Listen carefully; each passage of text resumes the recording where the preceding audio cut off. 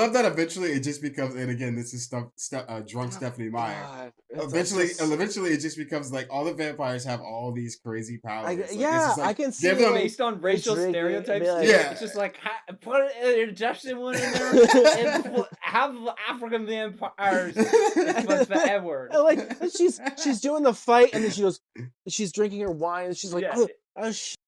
He has elemental powers. What am I thinking? Yeah. And there's like writing assistants and pages coming into the bathroom to take notes, being like, "You want the Egyptian one to do what?" She's like, "It's like Avatar. It's just like Avatar." He's a bender.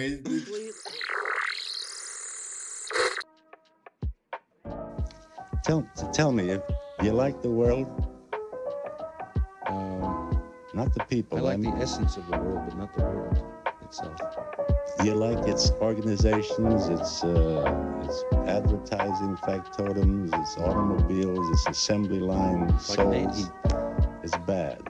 Well, it's silly. Let's remove it. Huh? But it feeds me. It brings me cans of pork and beans.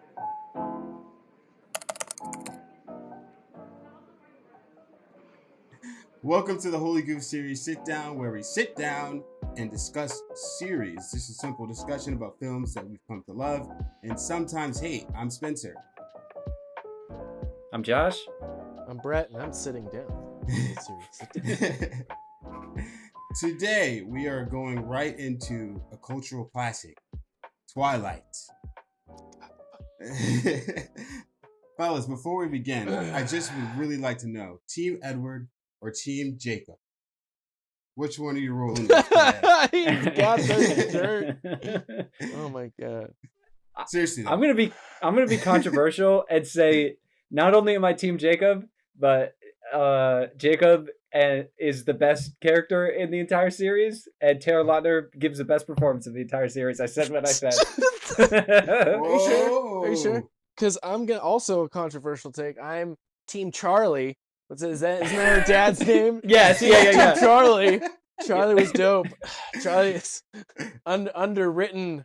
Brett's neither Team Edward or Team Jacob. Yeah. Brett, if you were forced to pick one, who would you pick? I guess Team Edward.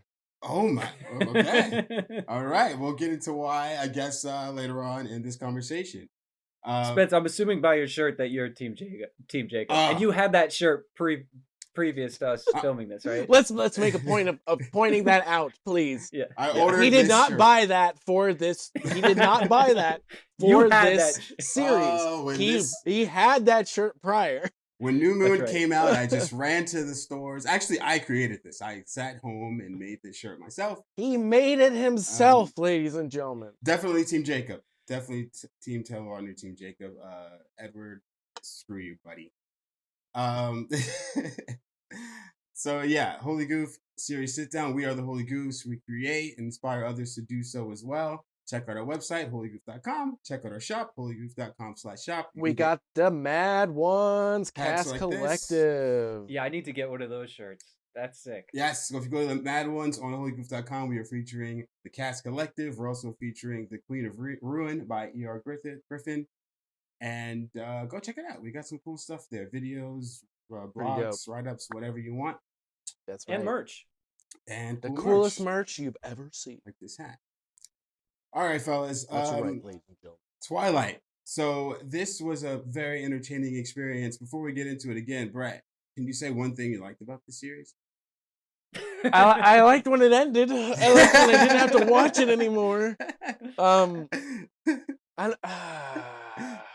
Anna Kendrick was the one single character of like she was the audience. She was pointing out all the shit that I was just like, thank you. Bella, you're fucking stupid. And oh my God. Yeah, she was hilarious. Very funny. Her bridesmaids speech, Oh yeah. That was funny. Yeah. That was the one bright spot of that movie. It is amazing how many actually good actors came out of what's oh my God. The yeah. worst what acting the hell? ever. I was shocked. Rami Malek and Lee Pace show up in the last movie for some reason. I was Totally. like, it's crazy. Yeah, it was weird. Michael Sheen, who is like a Shakespearean level actor. Michael Sheen is And also the best and- part of this movie, and of just this like- franchise. and- Like he just, yeah. And just like that, my uncommon place is ruined. No, shit. bring it up. We'll bring it up. We'll bring it up. Don't worry. Don't worry. All right, we're getting ahead of ourselves. ladies and Why gentlemen. not get into it, Spence? Then go ahead. Let's hop right in. It's the first thing. All right, if you're not familiar with the Holy Goof series, sit down. We break up this conversation into different themes. We got Uncommon Place, Mad Ones, Kill Your Darlings for Damn Kicks, and Quotes. We will explain what those are as we get into it, but we start off with Uncommon Place, where we discuss anything about the series, the films that stood out to us, anything uncommon as we saw it compared to other things that we've seen.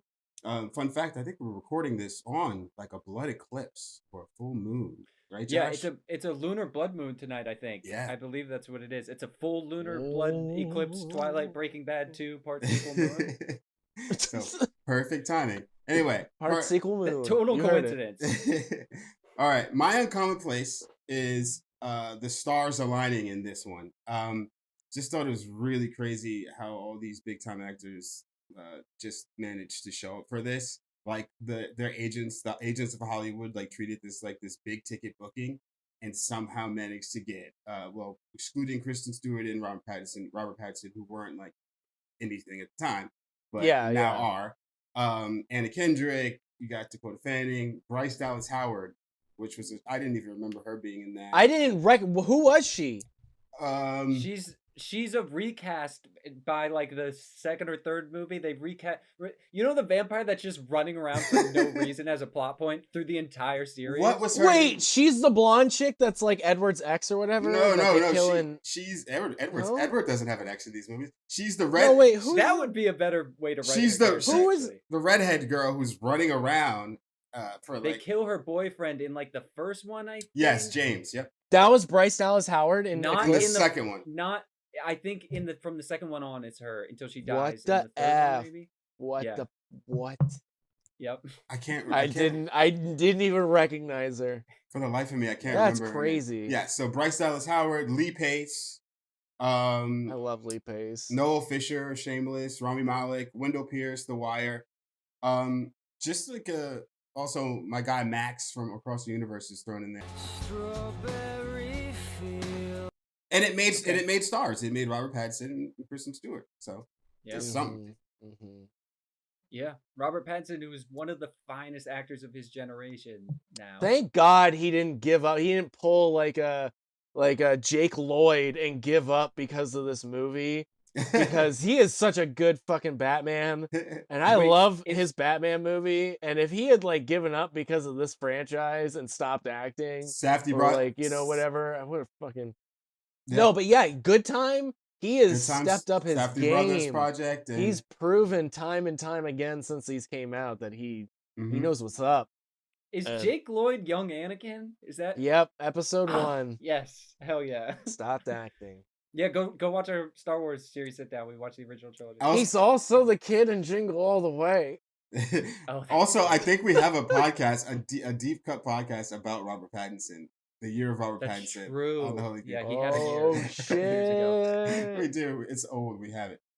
Yeah, I can't speak to the quality, but we talked about it. All right, Josh, you want to give your uncommon place? Sure. I at first I was gonna. It was really hard to be positive about these movies because believe it or not, I had a horrible time watching these. Besides the first one is so bad that I will watch it over and over and over. It's such an enjoyable experience. It's so I bad. had a great time. Yeah. the Every first one every was enjoyable. decision in that first movie is baffling. Well, that's It's what my uncommon baffling. place was gonna be at first. Was the absolute batshit unearned confidence to make choices and stick to them. That was gonna be my uncommon place. There's from the crazy blue scale filter to the grain effect they threw on Oh my shit to God. the CGI baby later on. It's to having the wolves on set, having Taylor Lautner in a full gray suit. They made so many crazy decisions with just supreme confidence, and we're like, that's what we're doing. So that was gonna be my uncommon place, but instead I went with something that I actually thought was really dope, which is the work on the wolves that Tippett Studios did, and we've talked about Tippett in the past. He created Go Motion, for Star Wars and everything. He's the man. He's the man, and his studio really put their whole wolf. Wolf their whole Pussy? Woofy? Wussy? Yeah, you know what I'm trying to say. They really put the whole wussy into creating those wolves.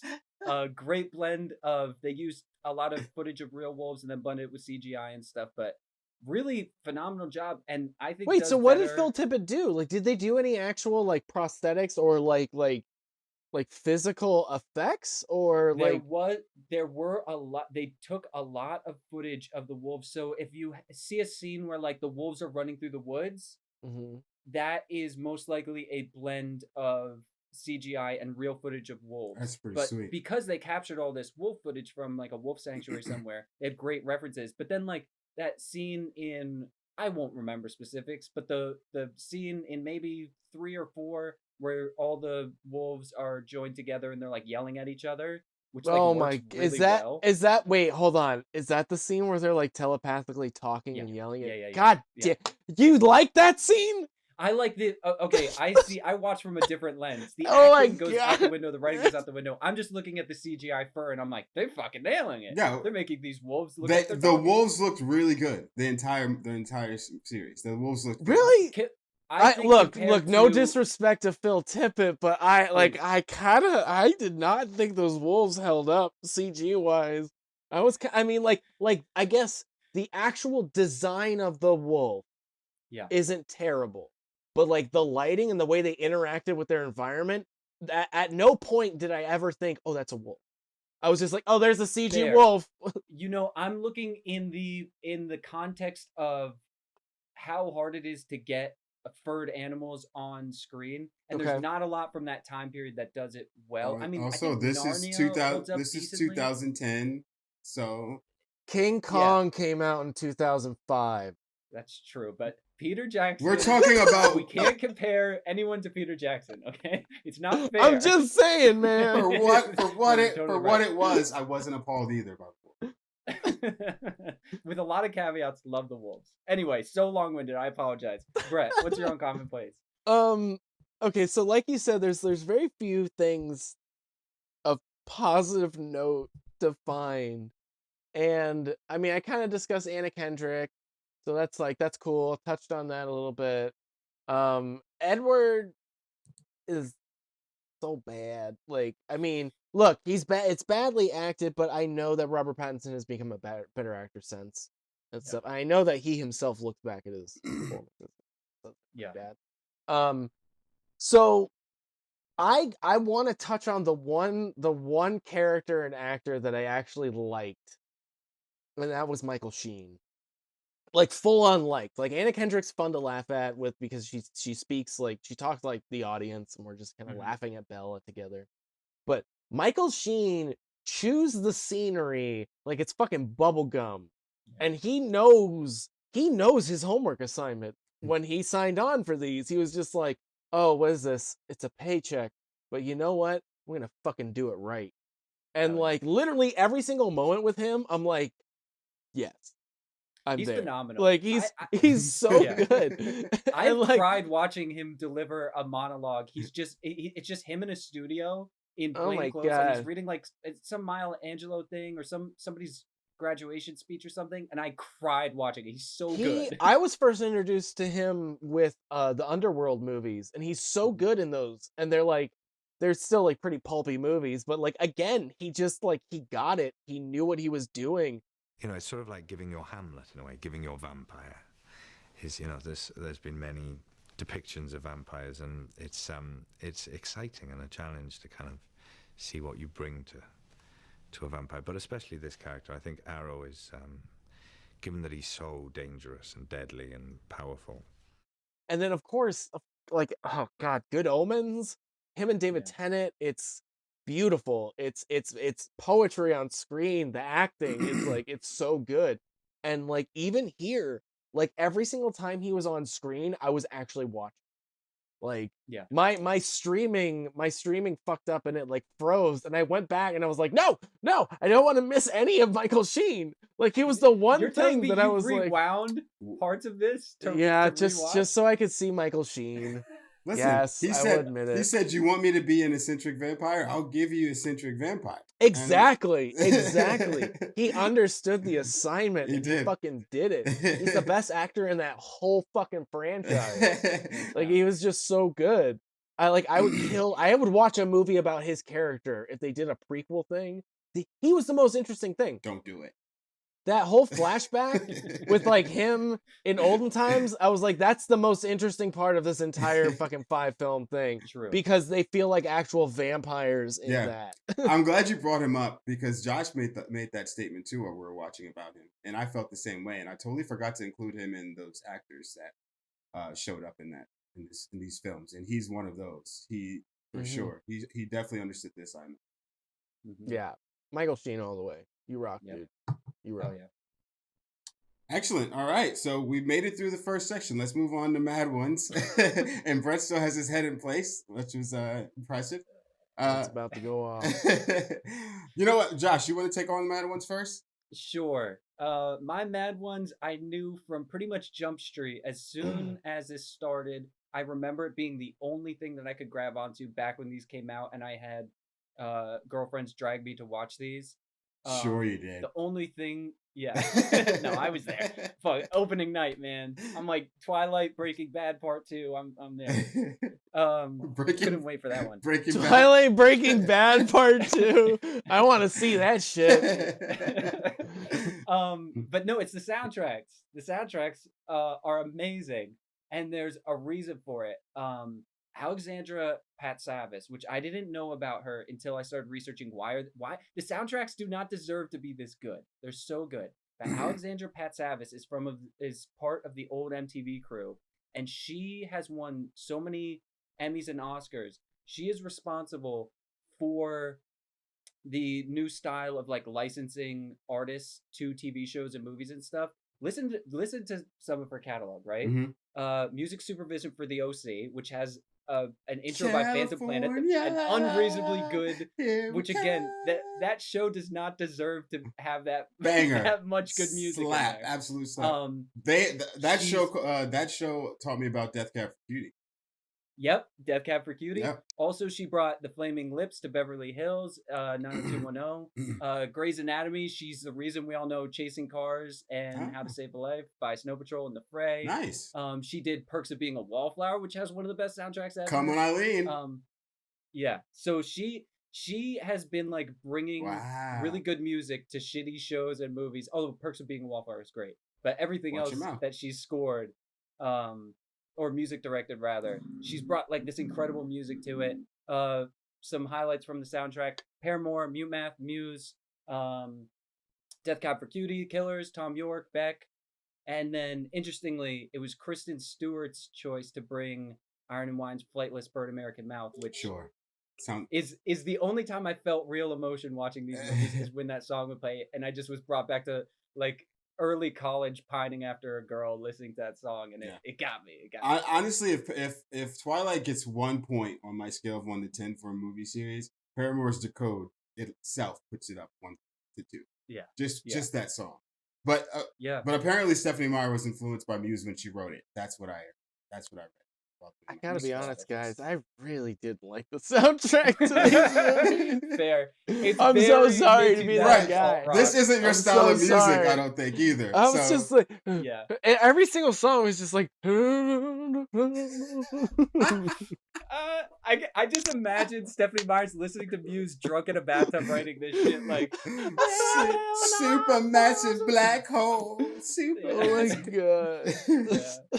It was just like, I don't know. It was just like it felt like in your face emo. And Bella is such a fucking like of course dramatic and like I don't know if you know this. I'm a recovered emo kid, man. Yeah, me too. I'm in recovery. Same. And I'll be honest, I almost relapsed. I honestly think that first film would have been about 10 to 15 minutes shorter if they had cut all of her size.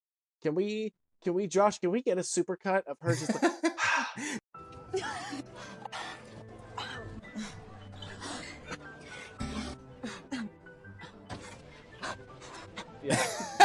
it's forever. She's a million times. A million times. Right. That was the extent of her acting range at the time. Yeah, she learned how to sigh, and they were like, nailed it. That's all she could do, and that was her bag. Like, I mean, she's great in Spencer, even though I haven't seen it, but apparently she's great in Spencer. But Jacob. Oh, that's good. Wait, Brad, do it one more time. But Edward,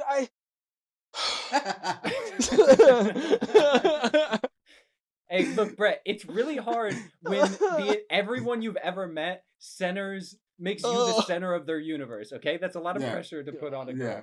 All right. Okay. I'll go ahead and do my mad ones real quick and let Brett recover. My mad one is Stephanie Myers, because she turned this piece of shit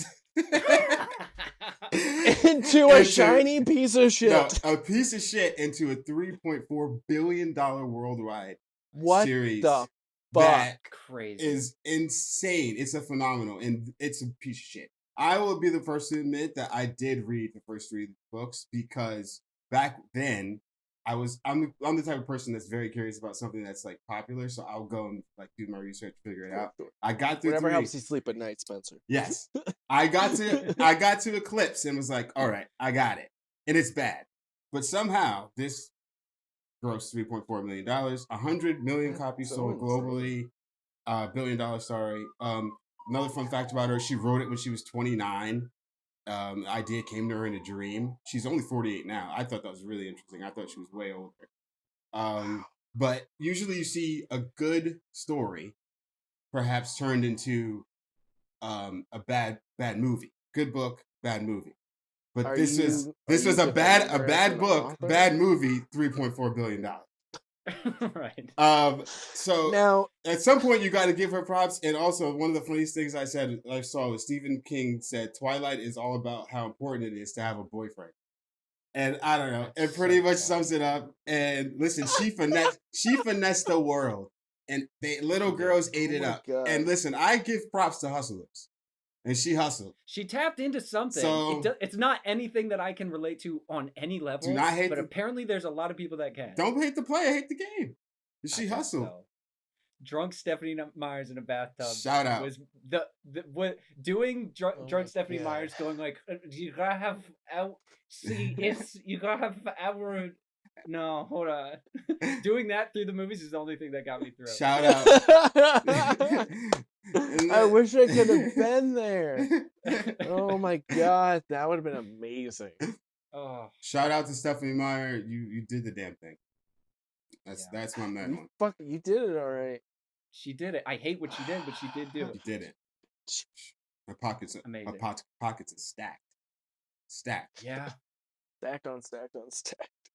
Oh, Brett, what do you got? What's your mad one? Me, man. I'm the fucking mad one. I watched this fucking franchise. I forgot it's about goddamn terrible. It's so bad. It's like every single decision in that first movie, like I was so confused. Like the blocking, the placement, the baseball scene. What the fuck was that? You bite your tongue. Holy hell. You bite your tongue. Oh my god. Vampire baseball is canon. Vampire baseball. And then that's so funny. Then there's the fucking the like CGI baby in the last movie because they made this horrifying animatronic baby face, which you viewers are not lucky enough to be unseen of this. We're gonna fucking show it to you. Right here. This is what it looks like. An extended period of time. Yeah, you'll be just stare at it. Just fucking, just look at it. You guys want to just take a moment to let them watch that? The longer you look at it, the more horrifying it gets. And the studio realized that, and so they spent I don't know how many more dollars doing a completely CGI baby face, and then you have like I love that. No, I love okay. that. I love that. Eventually, it just becomes. And again, this is drunk Stephanie Meyer. God, Eventually, it just becomes like all the vampires have all these crazy powers. Like, yeah, it's just like, I can see give them. Based on racial drinking, stereotypes, be like- too. Yeah. It's just like put an Egyptian one in there and have African vampires. It's for Edward. And, like she's doing the fight, and then she's drinking her wine, and she's like, Yeah. oh shit, he has elemental powers. What am I thinking? Yeah. And there's like writing assistants and pages coming into the bathroom to take notes, being like, "You want the Egyptian one to do what?" She's like, "It's like Avatar. It's like Avatar." He's a bender. He's got Oh my powers. god. No, I'm okay. So all right. Read me what the actual definition for Mad One should be, so I can give you a legitimate one though. Because Brett, can I tell you, I absolutely accept, and I think we should all reserve the right to for one series call ourselves the Mad Ones for persevering through it. That is absolutely acceptable all right, to me. fair enough. That fits the definition. And Alright. I mean, this whole thing Good. is based on your opinion. You can say whatever the fuck you want for Bad Ones, and that's a perfect one. Man, I was so upset. Hold on, let's kill some darlings. Let's kill some darlings. All Let's right, move on. I'm ready to What kill. I'm darling? ready to kill a lot. Let's kill here. some Here we darlings. go. Kill Your Darlings is where we will take something from the film that we this was a tough one, but something that we liked and get rid of it. Preferably that is what we would do, is take something that we enjoyed and get rid of it. But we didn't like any of it. So what would we cut if we were gonna... or in this case, do whatever you'd like. At your discretion. I'm gonna try. I took this as a challenge, so I went to try to kill something that I enjoyed, which is Taylor Lautner. Jacob? Now, Bro, love Jacob. what is with me just getting everyone else's stuff all the time? We're the same one. Love Jacob, and I love Taylor Lautner in this, but killing him, again, he was probably one of the best parts of this. But getting rid of him, to me, Is he though? Yes, Yeah, I stand firmly by the fact that he is. My Can guy, we get my a quick guy. count of how many times he forcefully removes his shirt within the franchise? Doesn't he own a shirt? Yeah. Just real hey, quick. Look, I need something to enjoy while watching this, alright? I mean, Oh my obviously, God. this film is for You have young a teenage tiny- girls at the time. You have a tiny cut on your forehead. Let me remove my shirt. Oh, I love that. I love that. It was Yeah. necessary. It was necessary, Yeah. and he got ripped for these. Bro, you're not subtle. Anyways, I wanted to kill him because I figure, it was never believable that he would win this fight, this battle for her heart. At no point did I think, he's got a shot. I think if you recast That's him, kind of true. That's recast totally him true. and put a guy in there that's kind of like more mysterious than Edward, but kind of like a badass. Like, what's the werewolf's name from True Blood? And I think he's in like I never watched Joe True Blood, Joe actually. Monteligo. What's his name?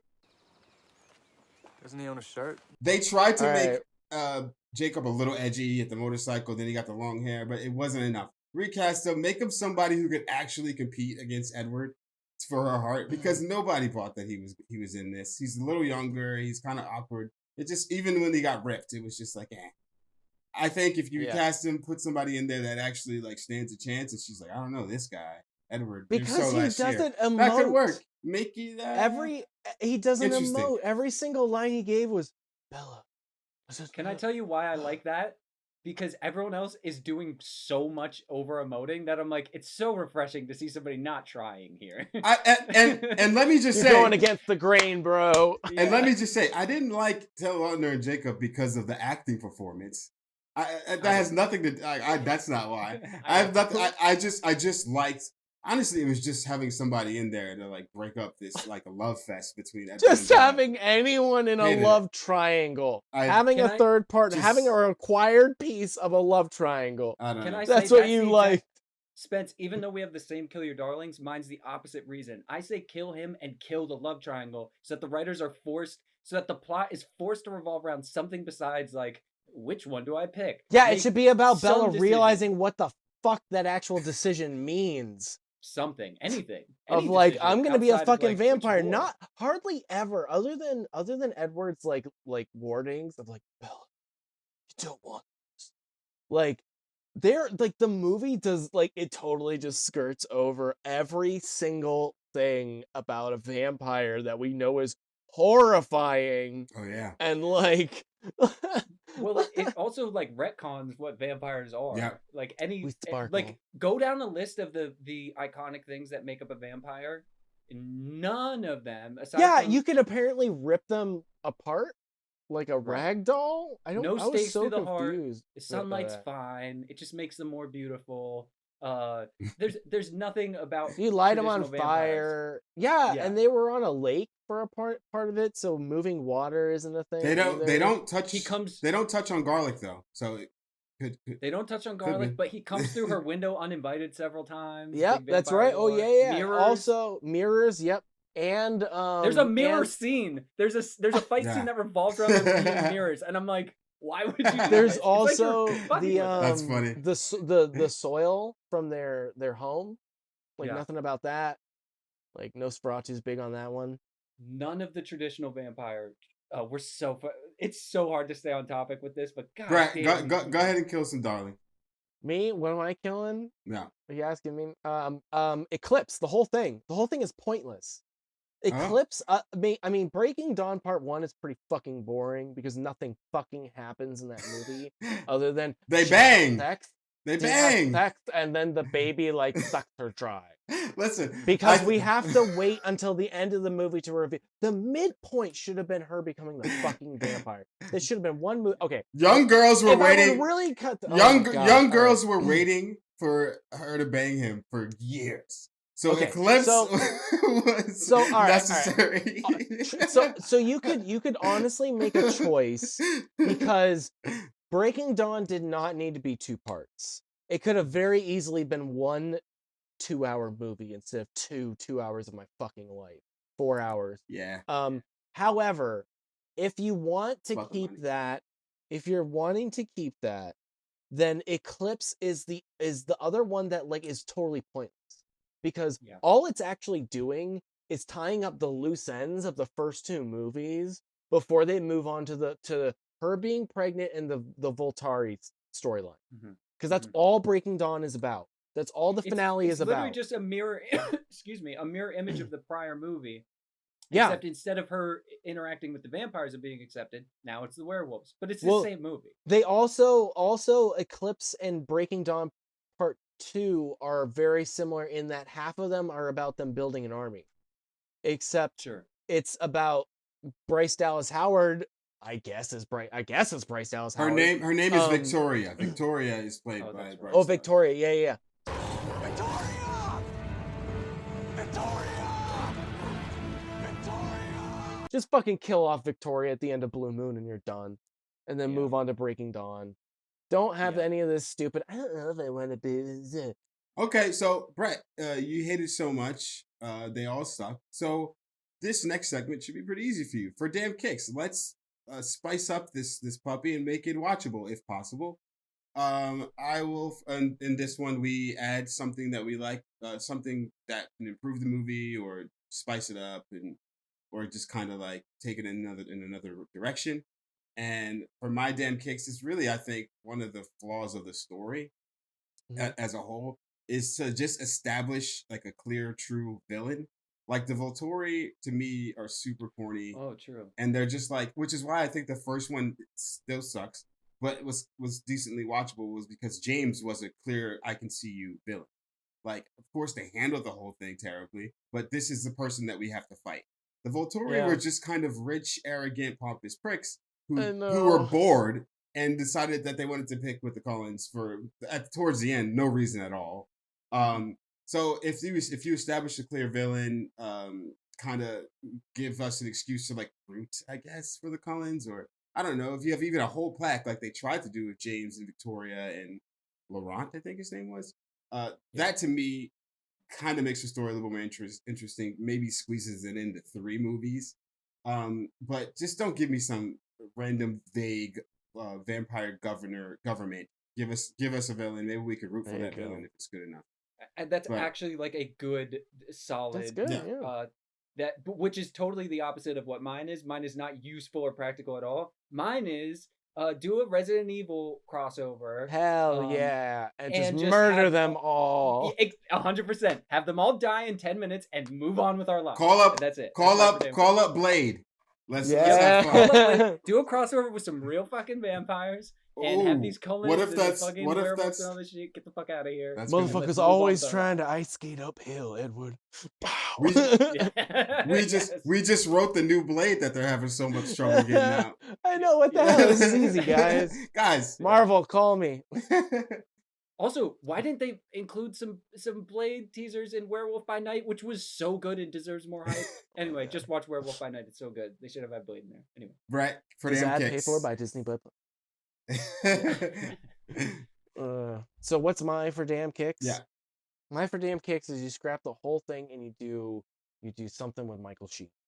Fucking Give that Michael man, Sheen movie. you give that man a platform. Brett wants Or a whatever Volturi. Whatever the hell he wants. No, I mean I will accept a Michael Sheen centric, like I said. I think the flashback sequence in Breaking Dawn Part 2 was in the last one. Yeah. It's one of them. I think that sequence had some of the most energy of the entire franchise because it actually felt like it was a fucking vampire movie for like 30 seconds Yeah. of the God knows how many hours I spent my life watching these movies. And like, again, Michael Sheen is such a fucking good actor. He knows the assignment. He gives everything his all. He chews scenery like it's fucking, like, he's amazing. And I think that if you gave him a movie, it would be great. Yeah. It almost felt like, yeah, Brett wants a Volturi series, but it almost felt like somebody walked in the room at the end, like a creative mind, and started doing some wild shit because, I mean, towards the end, it got pretty dark, like the baby in the fire scene, the whole... Oh my God, that's right. They throw a They baby. throw a I was baby in the shocked fire. that they actually showed that in like, I was like, oh, they're going to cut away. They're going to cut No, away. fuck them kids. And then they Fuck them straight kids. up. Wow.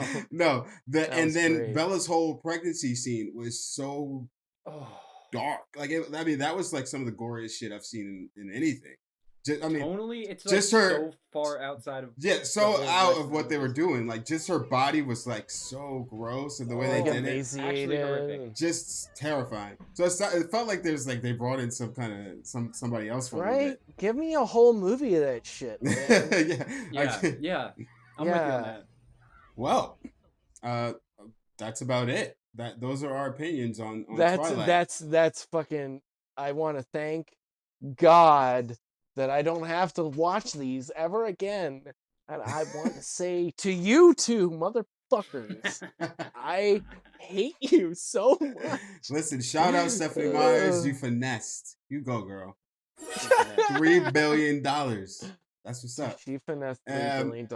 And lastly, let's just wrap it up with quotes, shall we? My quote is simple. It's clear. It is on my shirt. Bella, where the hell you been, Loca? Taylor Lautner, New Moon. I got nothing to say about why it's my quote. It's just one of the worst lines in film history. It makes no sense. Play that clip. Bella! Where the hell have you been, Loca? Shout out to Taylor Lautner. Josh? Okay, my quote is from the great Michael Sheen. And Ah. at the end of Breaking Bad Part 9, where they do the whole battle scene, there's this great buildup of tension, and then Arrow, Heisenberg. played by this massively talented Michael Sheen, who deserves so much better than being in this movie, delivers a great line and then goes,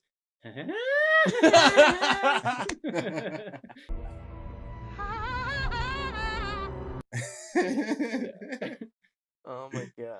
Okay. So my quote is from New Moon. Ah, And New Moon. it's Taylor Lautner Ah. when he's I'm telling you, he's it's the best trying part of the he's series. trying to woo Bella, and he's talking about Edward, and he goes, "I know what he did to you." I know what he did to you. Because what Edward did was move. he fucking moved. That's all he did. He left. Like, my family's moving, and I'm sorry, Bella, but you can't come. I knew what he did. I know after dating for however many months, you think that we should definitely he moved. That's all I did. But Bella, I needed to. So, guys, thank you for watching. We're gonna continue ranting, and I'm just gonna fade this. Long out. story short, go watch. Long story short, Oh my God. go watch the Twilight series. And enjoy. This has been the Holy Goof series sit down. No one's paying us for this. I hate that Join us next time where we cover. never come up in conversation to the point where they feel like they should revitalize this series. Revitalize every other series. I don't care how ever. we make everything. Oh my God. And how at the very Join end us they next do a time fucking where we montage discuss of the whole franchise that you just fucking watched. Spider-Man. We're doing Spider-Man next. Oh my God. Spider-Man's next. Oh God, it's gonna be so much better. Thank you, Lord, for Spider-Man. And as always, Stay goofing. stay goofing.